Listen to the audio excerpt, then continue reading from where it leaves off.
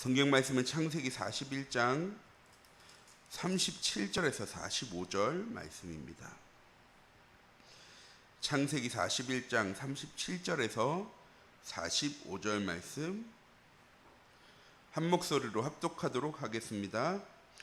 바로의 그의 모든 신하가 이를 좋게 여긴지라 바로가 그의 신하에게 이르되 이와 같이 하나의 명에 감동된 사람을 우리가 어찌 찾을 수 있으리요 하고 요셉에게 이르되 하나님이 모든 것을 내게 보이셨으니 너와 같이 명철하고 지혜 있는 자가 없도다. 너는 내 집을 다스리라. 내 백성이 다 내 명령에 복종하리니 내가 너보다 높은 것은 내 왕자뿐이니라. 바로가 또 요셉에게 이르되 내가 너를 애굽의 온 땅의 총리가 되게 하노라 하고 자기의 인장 반지를 빼어 요셉의 손에 끼우고 그에게 세마포 옷을 입히고 금사슬을 목에 걸고 자기에게 있는 버금술에 그를 태우매 무리가 그 앞에서 소리 지르기를 엎드리라 하더라. 바로가 그에게 애굽 전국을 총리로 다스리게 하였더라. 바로가 요셉에게 이르되 나는 바로라.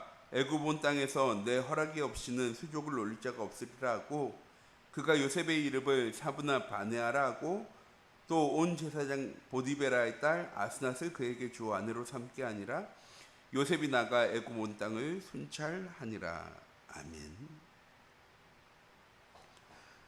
이번 한 주간도 하나님 주신 기중한 언약을 붙잡고 237 전도와 하나님의 절대 목표의 응답을 누리는, 또한 그것이 우리의 인생의 방향이 되어지는 우리 참빛교회 모든 성도님들 되어지기 원하고, 또한 맥주 감사 주일 주간입니다. 이번 한 주간 나의 삶에 진짜 내가 감사해야 할 것이 무엇인지를 바르게 발견하고 나의 삶 속에 주야로 하나님께 영광 돌리고 찬양 돌리고 감사하는 삶이 회복되어지는 우리 참빛교회 모든 성도님들 되어지기 원합니다. 맥주 감사주일은 무슨 날이냐? 보리를 잘 거두게 해주셔서 감사합니다라는 날이요? 아닙니다. 40년 동안 이스라엘 백성들을 광야 생활 속에서 인도하셨던 하나님, 매일 만나로 이스라엘 백성들을 먹이시고 병에 걸리거나 돌림병에 걸리거나 재앙이 닥치거나 큰 어려움 당하지 않도록 이스라엘 백성들을 인도하신 하나님, 드디어 가나안 땅으로 이제 나아가면서 더 이상 만나가 내리지 않고요, 농사 지어서 곡식을 얻게 되어진 날, 우리의 삶을 인도하신 하나님께 감사하는 절기가 맥주 감사주일이었습니다. 정확하게는 7.7절이라고도 하기도 하고요, 오순절이라고 이야기하기도 합니다. 7주를 7번 지난 동안에 50일입니다. 이 기간을 통하여서 우리에게 양식 주신 하나님께 감사함을 고백했던 이스라엘 백성들처럼 나의 모든 삶을 주관하시고 인도하시고 역사하시는 하나님께 내 믿음의 고백으로 하나님께 감사할 수 있는 우리 참빛교회 모든 성도님들 되어지고, 하나님의 절대 언약 붙잡고 이번 한 주간도 나의 삶 속에서 하나님의 절대 주권을 인정하는 것으로 시작되어지는 우리의 삶의 목표가 내가 잘 살고 내가 인정받고 내가 응답받고 내가 축복받고 내 가정이 평안하고 내 가정이 행복한 것이 아니라 하나님 약속하신 237 전도와 세계복음화의 응답 속에 내가 있음이 확인되어지는 하나님의 절대 목표와 절대 목적 가운데로 내가 나아가고 있다는 사실을 늘 점검하며 하나님의 절대 계획이 어떻게 계획되어졌고 응답되어졌고 성취되어졌는지를 확인할 수 있는 하나님의 절대 언약을 붙잡고 내 모든 삶이 하나님의 절대 여정 가운데 있음이 고백되어지는, 감사되어지는 우리 참빛교회 모든 성도님들 되어지기 원합니다.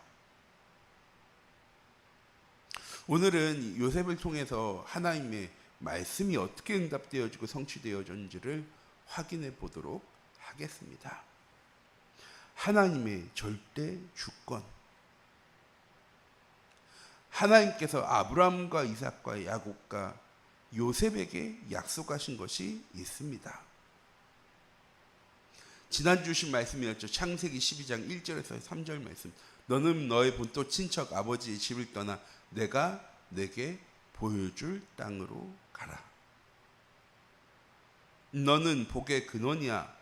너를 축복하는 사람은 내가 축복하고 너를 저주하는 사람 내가 저주할 거야. 땅의 모든 사람들이 너로 말미암아서 복받게 되어질 거야. 이 언약이 처음에는 가나안 땅으로 보여졌습니다. 왜? 하나님께서 아브라함에게 얘기하시거든요. 창세기 12장 이 땅을 떠나지 마.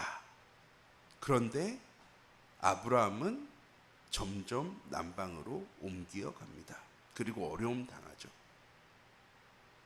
이삭도 큰 가뭄 들었을 때 그랄로 내려갑니다. 정확하게는 애굽으로 내려가려 했지만 하나님께서 막으셨죠. 그리고 아브라함과 똑같은 어려움을 당합니다. 이 가나안 땅에 있기만 하면 아브라함은 이삭은요 복 받을 수밖에 없는 100년의 축복을 누릴 사람이었습니다. 하나님의 절대 주권 가운데 거하는 삶을 살았으니까. 그런데 야곱은요 이제 그 가나안 땅이 아닌 삼촌 라반의 집으로 떠나게 되어집니다. 그런데 하나님께서 그곳에서 야곱과 함께 하셨죠. 하나님의 절대 주권 무엇이었느냐? 내가 너와 함께하면 넌 복의 근원이야. 너로 말미암아서 모든 사람들이 복을 받게 되어질 거야. 요셉은 애굽 땅으로 내려가게 되어졌습니다. 하지만 분명한 꿈을 가지고 있었죠. 11 볏집단이 자기를 향해 절하는 꿈. 해와 달과 11별이 자기를 위해 절하는 꿈. 그리고요, 그 꿈의 언약을 놓치지 않았습니다. 그리고 하나님의 절대 언약인 세계복음화의 목표를 가지고 요셉은 살았습니다. 어떻게 하느냐? 하나님의 절대 계획을 알고 있었기 때문입니다. 분명히 노예되어진 건 어려움입니다. 감옥살이 하는 건 큰 위기입니다. 어떤 면에서 총리가 되어지는 건 어마어마한 응답처럼 보여집니다. 하지만 요셉은 노예 속에서도 하나님과 함께하는 사람, 감옥 속에 있으면서도 하나님과 함께하는 사람, 총리가 되었을 때도 하나님의 영으로 감동된 사람이었습니다. 무슨 말이냐? 노예가 되어지는 것이 하나님의 계획으로 보여졌고, 감옥살이 하는 것도 하나님의 계획으로 보여졌으며, 애굽의 총리가 되어지는 것도 하나님의 계획으로 보았습니다. 자기를 죽이려 했던 노예로 팔았던 형들과의 만남 속에 요셉의 고백입니다. 형들이여 걱정하지 마소서, 한탄하지 마소서. 왜? 자기는 총리가 되어졌으니까, 힘이 있으니까, 권력이 있으니까 요셉이 우리를 어떻게 할지 몰라 형들이 두려움에 떨고 있을 때 하나님께서 나를 당신들보다 앞서 보내신 것뿐입니다 라고 고백합니다. 그리고 죽고 나서도요 분명히 고백합니다. 내 유고를, 내 시신을 이 애굽 땅에 묻지 말고 우리가 다시 가나안 땅으로 나아갈 때 내 유고를 가지고 가서 가나안 땅에 장사 지내주세요. 아버지 야곱이 죽었을 때도요, 요셉은 고백합니다. 왕이시여, 내가 내 아버지의 시신을 장사하기 위해서 가나안 땅으로 가려고 합니다. 하나님의 절대 주권과 내 인생의 절대 목적을요, 요셉은 잊지 않고 살아갔습니다. 그리고 하나님 주신 절대 언약을 놓치지 않고 있었기 때문에 모든 삶의 과정이 하나님의 계획으로 보여졌고, 그 계획을 통하여서 하나님의 절대 언약이 어떻게 응답되어지고 성취되어지는지를요, 하나님의 계획이 어떻게 이루어지는지를요, 요셉은 늘 보면서 응답받는 사람이었습니다. 우리 눈에 보기에는, 세상의 눈에 보기에는 위기와 문제와 갈등처럼 보여졌지만 요셉은 그 위기와 문제와 갈등을 하나님의 계획으로 선택할 수 있는 사람이었습니다. 그리고 우리는 그 요셉의 삶을 바라보며 언약의 여정이다라고 이야기하죠. 6월 한 달 동안 우리에게 계신 목사님의 말씀을 통해서 우리 참빛교회 모든 성도님들 요셉이 받았던 이 응답들과 축복들을 누려나가기 원합니다. 하나님의 절대 주권을 인정하는 것, 우리에게는 독생자 예수 그리스도를 보내시고 약속하셨습니다. 내가 너와 함께 할 거야. 내가 너와 영원히 함께 할 거야. 네가 어디로 가든지 내가 너와 함께 할 거야. 지금부터 영원까지 너와 항상 함께 할 거야. 우리가 연약해도, 우리가 부족해도, 우리가 죄인 되어져도 하나님은 상관없으시대요. 왜? 우리가 하나님을 선택한 것이 아니라 하나님이 우리를 선택하신 거기 때문에. 우리의 연약함, 부족함 하나님 모르시고, 야, 내가 네 겉면만 봤는데 너 참 괜찮은 사람인 줄 알고 내가 너 선택했는데 너 아니네. 난 네가 예배 잘 들을 줄 알고, 난 네가 신앙생활 잘할 줄 알고 너를 선택했는데 너 아니었어. 나 그 선택 후회한다 하신 하나님이 아니시죠. 고람돼요. 하나님 앞에 설 때 우리는 이미 거룩한 그리스도의 은혜의 옷을 입고 하나님께 나아가는 것입니다. 하나님이 사랑으로 은혜로 우리를 선택하셨습니다. 이것이 우리의 삶의 시작이 되어줘야 합니다.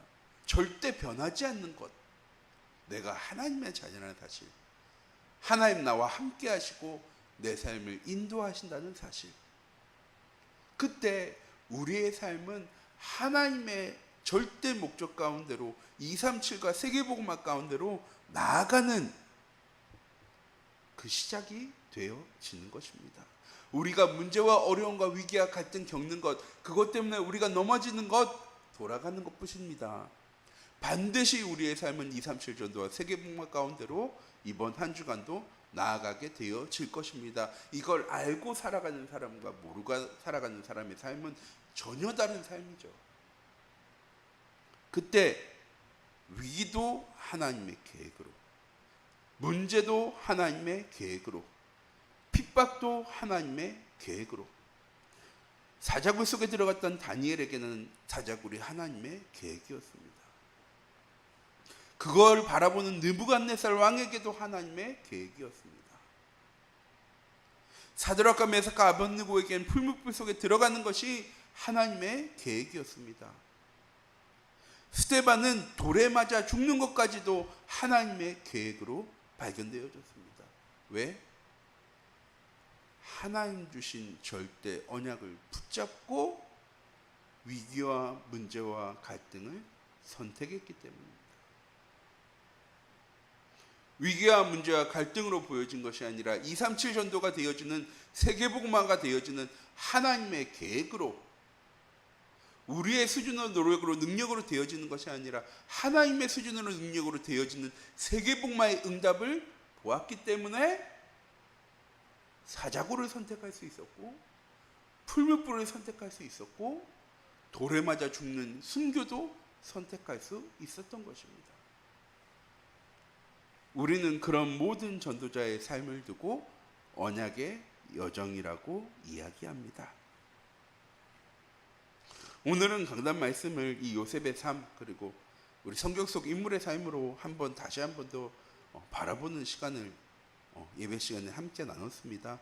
우리 참빛교회 모든 성도님들, 나의 삶이 이 5가지 절대로 절대 변하지 않는 하나님의 언약적 시간표 속으로 들어갈 수 있는 우리 참빛교회 모든 성도님들 되어지기 원하고, 이 사실이 나의 삶 속에 발견되어지고 누려지는 것이 감사가 되어지는, 참된 감사의 응답에 증인되어지는 우리 참빛교회의 모든 성도인들이 되어지기 원합니다. 기도하도록 하겠습니다.